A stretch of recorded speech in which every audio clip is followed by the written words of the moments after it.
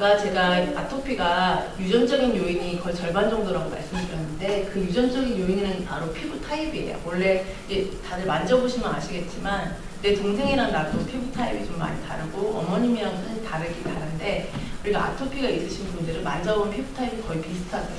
어떻게 다르냐면 우리가 때리면 나오는 하얗게 나오는 각질 있죠. 그 각질층이 우리가 굉장히 중요한 피부 장벽이라는 중요한 요소예요. 왜냐하면 이 하얗게 보이는 부분을 벽돌이라고 치게 되면요. 이 하얗게 보이는 부분들이 각질이거든요. 각질이 우리가 눈으로 봤을 때는 그냥 하얗게 한 겹 같지만 사실 현미경이라든지 그렇게 확대해서 보면 굉장히 두꺼운 층이거든요. 피부에서.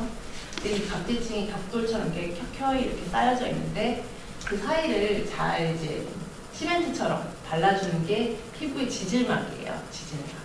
그래서 피부에는 이제 물하고 수분하고 유분하고 밸런스를 잘 이루어야 되는 이유가 적절하게 유분도 있어야지 이 각질층을 잡아주기 때문에 이 각질층이 흔들리거나 아니면 깨지는 일이 없어서 외부 세균이라든지 바이러스들이 들어왔을 때 급격한 반응을 일으키지 않거든요.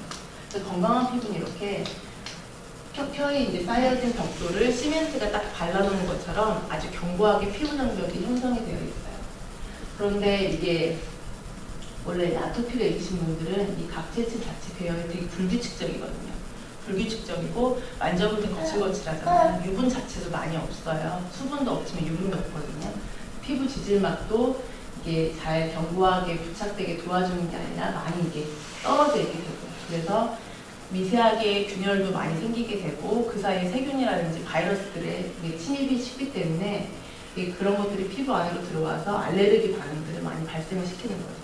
그래서 급격하게 갑자기 땀을 많이 흘렸다던가 아니면 엄청 건조해지는 가을여울이라든지 조금만 긁어도 뭐 붉어져서 안 나는 이런 물리적인 반응에도 피부가 굉장히 손상이 금방금방 되는 게 아토피성 피부예요. 그래서 피부가 잘 피부 장벽이 손상되기 쉬운 타입이시기 때문에 늘 보습이라든지 식사라든지 옷이라든지 외부적으로 관리가 굉장히 중요한 게 이제 아토피 피부염이라는 겁니다.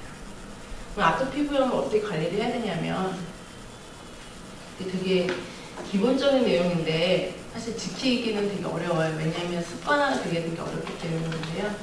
우선 성인이건 어린이건 상관없이 아주 뜨거운 물로 샤워를 하는 것은 좋지 않습니다. 그러면 피부가 건조해지니까 땀도 많이 발생이 되고 항상 미온수로 20분 이내 되게 오랫동안 샤워하시면 좋아하시는 분들 있잖아요. 근데 내가 피부가 건조하다 또는 아토피 피부염이 있다 이랬을 때는 항상 시간을 정해 놓으시고 미온수로 씻어주시는 게 좋으시고요.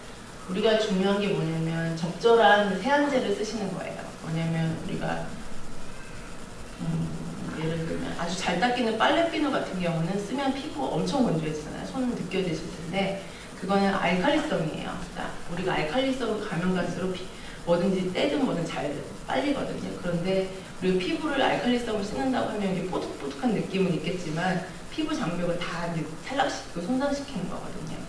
피부가 이제 약산성의 산도를 가지고 있기 때문에 이거랑 가장 유사한 제품을 써주시는 게 좋은데 아마 아토피가 있으셨던 분들은 다 아시겠지만 이 약산성 비누라든지 클렌저라든지 그런 것들을 아토피용으로 따로 팔아요. 그래서 씻는 것도 굉장히 씻는 도구도 아토피를 이제 관리하는 게 굉장히 중요하기 때문에 무조건 이제 뽀득뽀득하고 잘 닦이는 그런 제품이 중요한 게 아니라 그 산도를 항상 보셔야 돼요. 약산성 클렌저인지 약산성 비누인지 이런 것들을 확인하시고 약산성 클렌저로 아이들을 다 닦아주시고 그리고 스스로도 그렇게 닦으시는 게 훨씬 더 좋으신 거죠.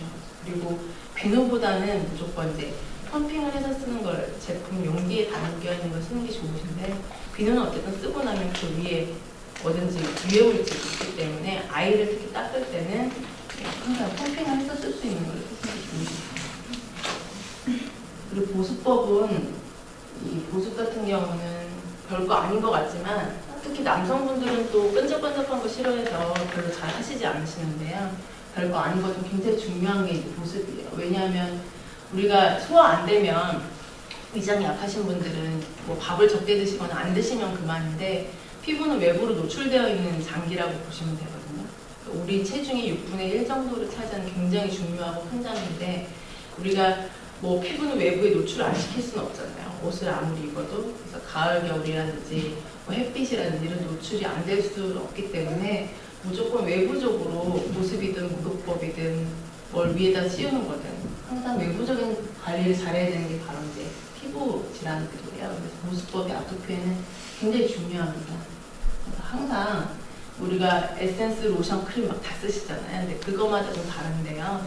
에센스는 우리가 보습제 중에서 가장 오일이 적게 들어가는 제품이에요. 그래서 쓰고 나면 이제 건조하잖아요. 다 흡수는 금방 되는데. 근데 로션은 약간 물 같은 에멀전이라고 하는데 유분이 들어갔지만 그것도 여기 수분 위주이기 때문에 약간 미끄덩거리다 그것도 흡수가 거의 되거든요. 근데 크림은 찐득찐득한 그런 요소라서 오일이 굉장히 많이 함유된 제품이에요. 그래서 아토피 무조건 크림 타입으로 젤 타입이라든지 로션 같은 에멀전이 아니고 크림 타입으로 반드시 보습을 해주셔야 되고 크림 타입 썼을 때 이점은 항상 수분이 먼저 흡수가 되고 오일은 피부 최외곽에서 이렇게 커버를 씌워주거든요. 그래서 수분이 이탈되지 않도록 도와주는 역할을 하기 때문에 항상 크림 타입으로 찐득찐득한 양, 그 제형으로 보습을 해주시는 게 가장 중요하대요. 그래서 뭐 우리 선전 많이 하잖아요. 피지오겔이든 세타필이든 이런 거를 사실 때 로션이 아니고 항상 아이들이든 아토피 있으신 분들은 또는 건조하신 분들은 크림 타입을 써주시는 게 가장 중요하시고요.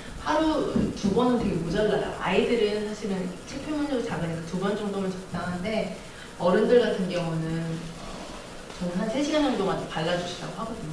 왜냐면 우리가 외부로 노출된 목이라든지 얼굴은 되게 많이 건조해지기 때문에 3시간 간격으로 무조건 보습을 해주시라고 말씀드리고 아토피가 좀 심할 경우에는 6회 정도 맥시멈 잡고 이제 보습을 2~3시간 간격을 두고 이제 보습해 주시라고 하고요. 주당 600g도 쓸 수 있어요. 그리고 소화는 250g 정도 이제 보습제를 양을 조절해서 쓰시면 됩니다. 그리고 샤워하시고 나서 바로 보습을 해주시는 게 가장 중요하시고 그리고 여름이나 땀이 났을 때는 아까 말씀드린 것처럼 피부에 미세하게 다 균열이 생긴다고 말씀드렸잖아요. 아토피가 있으신 분들은. 그래서 그 위에 땀이 있는데 그게 보습제를 바르면 따끔거리고 더 가려워지고 화끈거려요. 그래서 항상 물티슈라도 땀 부위는 다 닦아주시고 보습을 해주시는 걸